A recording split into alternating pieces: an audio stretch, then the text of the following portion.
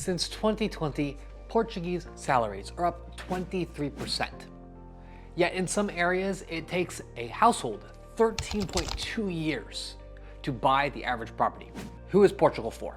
Portugal has seen rising house prices, rising grocery prices, and is now looking at raising the time to citizenship from 5 to 10 years for foreigners. On June 23rd of 2025, the top immigration in Portugal finally came to a head. Now, as of April 1st, Portugal has once again approved a bill to bring about that 10-year timeline and awaits the president's approval. However, this story extends further back. It can be traced back to the rise of prices of homes in Portugal, which led to the Portuguese themselves being priced out of the market. So, who is Portugal for?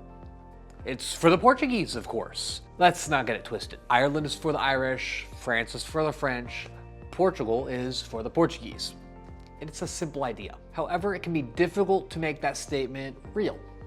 Portugal is a country known for safety, healthcare, beauty, and a low cost of living. For all of those things. This leads to Portugal being attractive to foreigners. Certainly, Portugal positioned itself to take advantage of the money that immigrants could bring into the country. The influx of money and competition would then lead to an increase in prices across the housing market. I want to go through the tension that this was at the core of and talk about where things are today. Now, let's start all this by explaining our own timeline. We moved to Portugal, myself and my parents, to the island of Madeira, at the tail end of the COVID lockdowns in 2021. We came to Portugal because my parents were looking for a good place to retire, and Portugal was perfect at the time. Portugal still did the NHR, or non-habitual tax regime, which bore huge tax advantages, as well as already being the safe, beautiful, cost-effective, accommodating, friendly country that it is. It was very attractive to foreigners at the time, and we rapidly saw the growth of the island of Madeira as it opened back up. In fact, we had a web of contacts due to our YouTube channel, built around helping people move abroad to Portugal. You should check out our website for resources to help you move abroad, or sign up for a newsletter. Simply put, business was booming, especially in the housing market. Now, funny enough, when we came over, we had chosen a place to buy even before we arrived. However, right then, the market dropped. And guess where the money from the house we had sold back in the US was sitting? We had to pull out of the purchase, and we ended up regretting that when we got stuck in a rental property. Prices started soaring, and it would be a couple of years before we would be happy with our portfolio and with the prices on the places that we were interested in buying. Now, in hindsight, it was absolutely the correct decision, but it wasn't our plan to be renting for as long as we did. As I write this, the same situation is happening again for others. And with that, it's easy for us to imagine that this situation was exacerbated for the locals.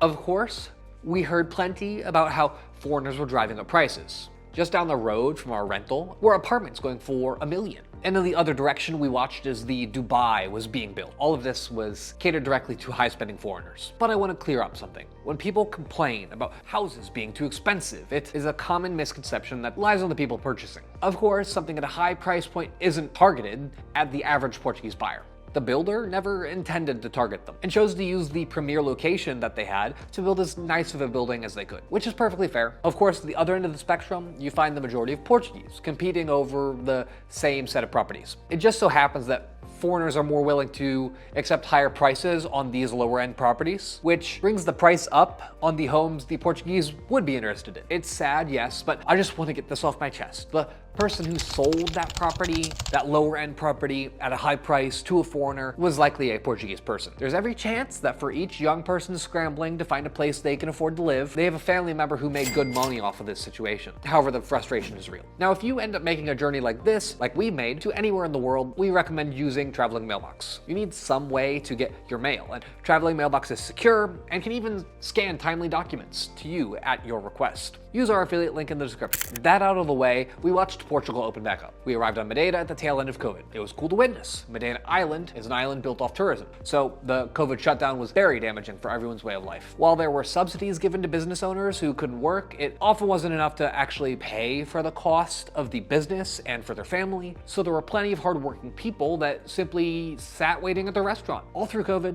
for someone to show up and ask for even just a cup of coffee. By the time business got back up to speed, the damage was already done, and some of these business owners were forced to give up entirely and sell their business. All this puts in perspective how tight the budget could be for many in Portugal. At this time, that all the property prices and rent were soaring. So let's put this into numbers. In 2026, a city like Funchal, it would be 13.2 years of the average Portuguese household salary to buy the average home. It's out of hand. So let's crunch some numbers. In Portugal, property prices have soared. Some areas have soared more than others. However, the average price increase across all of Portugal from 2020 to now in 2026 is a whopping 105%. If you look at an area like Funchal, the largest city on the island of Madeira, a massive tourism hub, you see an average increase from 2020 to now of 163%. Every year from 2021 to 2026 has seen a year-over-year increase of 15% or more. If you look at Lisbon, the price per square meter is over 5,000 euros now. That would mean a 70 square meter or 750 square foot apartment costs 350,000 euros.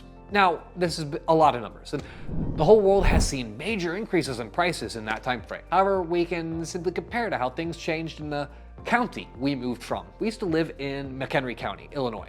It's a good area, known for a good school system. From 2020 to 2026, they saw an increase of 44%, far lower than the average Portuguese. The real issue is how far the salary can go. See, if we compare the average change in salary for Portuguese versus the average change back in the States, it actually looks good for the Portuguese. There was only a 3% increase in salary in McHenry County since 2020, which can't cover inflation at all. In Portugal, that number's 23%. It's a much needed improvement, but it doesn't make up for the difference in cost. The average household income in McHenry County today could buy the average home in 3.2 years. Now, even in the far north of Portugal, which is where we live, Alto Minho, that number would be almost 8 years. This is an area much less affected by foreign buyers, at least until now. To avoid overflowing you with numbers, I've thrown the rest of the numbers on screen. You can use them as a reference.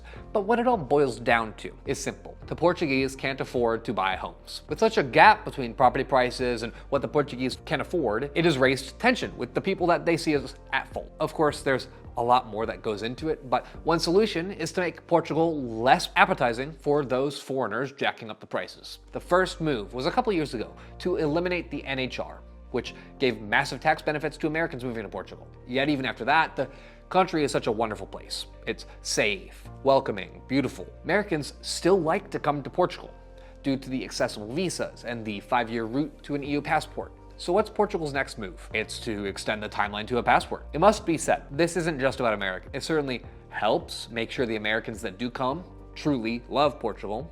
However, extending the timeline to 10 years also gives more time to vet out those from other countries moving to Portugal. Places like Lisbon are seeing rise in unsavory types, in part due to immigration policies the country has used in recent years. As for where things stand right now, October of 2025, a version of the 10-year citizenship bill was approved. However, come December, it would be vetoed by the president due to other provisions of the bill not being constitutional. Now, as April 1st, Portugal has once again approved a bill that could bring about that 10-year timeline. So we hold our breath, waiting on news on the decision, expecting the inevitable change. Portugal is a beautiful country, and it wants to stay that way. The Portuguese love their country, and they want the best for their country. They want it to be beautiful, to be safe, to be affordable. They want Portugal to be for the Portuguese. Funny enough, that's also what we want. Even if you, as an immigrant, don't realize it, you envision the same Portugal that the Portuguese do. Unless you truly just came here because you wanted the EU passport and a visa worked for you, you came to Portugal because you think it is beautiful. You came because Portugal is very safe. You came because Portugal is affordable. So at the end of the day, you want Portugal to be for the Portuguese because that version of Portugal is the one you fell in love with in the first place. Of course, we have to ask ourselves if it's still worth the move across the ocean. After all these changes to tax benefits and EU citizenship timeline, perhaps one really has to love Portugal if they want to make that move today. Either way, we should have done it sooner. It'll be fun. Vai ser divertido.